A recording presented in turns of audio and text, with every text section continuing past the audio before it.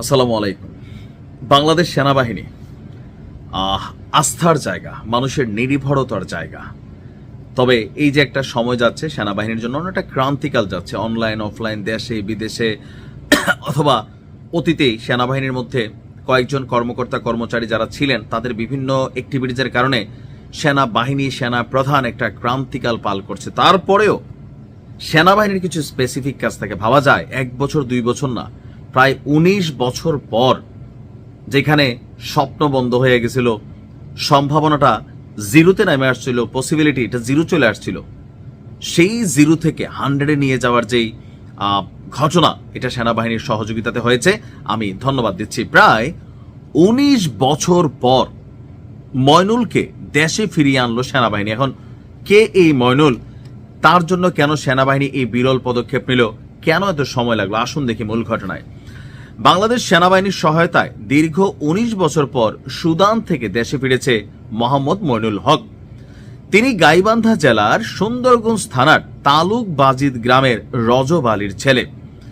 গতকালকে বাংলাদেশ আর্মি তাদের ফেসবুকে তথ্য জানিয়ে বলছে যে 2022 সাল থেকে জাতিসংঘ শান্তিরক্ষা mission, United Nations Interim Security Force Abyei, এতে বাংলাদেশের একটি ব্যাটালিয়ন মোতায়েন রয়েছে।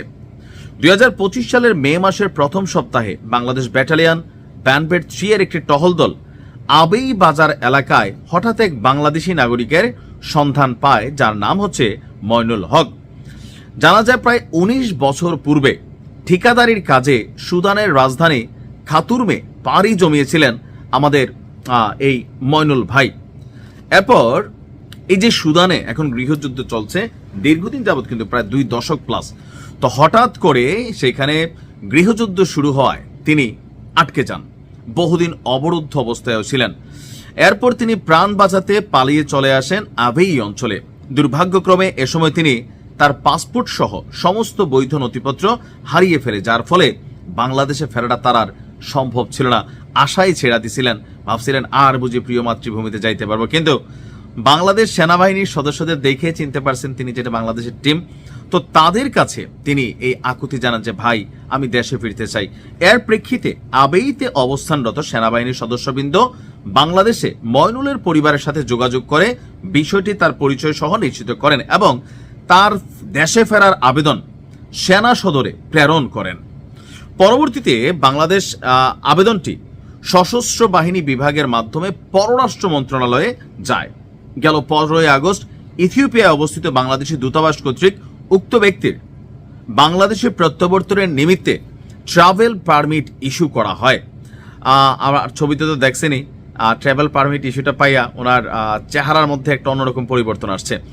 এছাড়া মইনুলের বর্তমান আর্থিক অবস্থা বিবেচনা করে দূতাবাস কর্তৃক বাংলাদেশের প্রত্যাবর্তনের বিমান ভাড়া, আনুষঙ্গিক আর্থিক সহায়তা প্রদান করা হয়। গেল 29 অক্টোবর সেনাবাহিনীর সার্বিক তত্ত্বাবধানে আবেই থেকে বিমানযোগে জুবা সাউথ সুদানে আগমন করেন।